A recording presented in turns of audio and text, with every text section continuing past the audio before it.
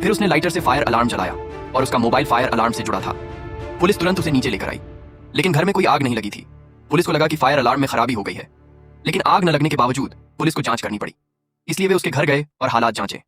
साधारण तलाशी के बाद उन्हें कूड़ेदान में बहुत सारे सेब मिले और उन सेबों में कोई बीज नहीं था।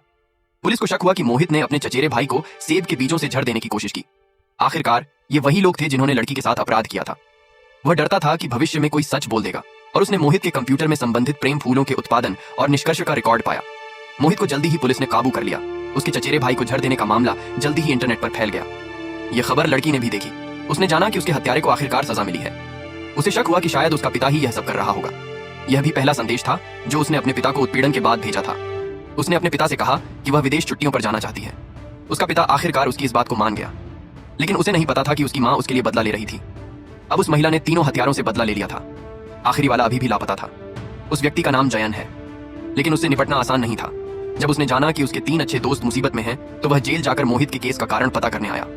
लेकिन मोहित पहले से सोच चुका था कि कोई उन्हें नुकसान पहुंचा रहा है, और चालाक जयन भी सोचता था कि कोई उस पर बदला लेने जरूर आएगा। वह जल्दी वहां से चला गया।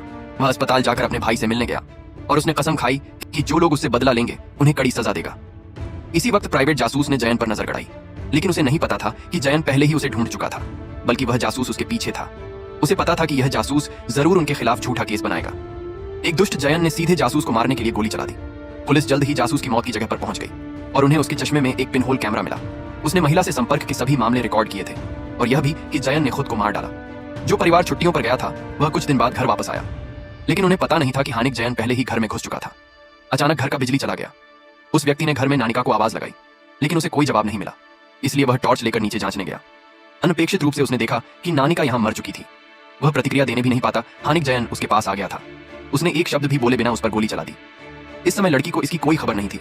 जब उसने मोमबत्ती जलाई तो उसने पीछे हत्यारे को देखा।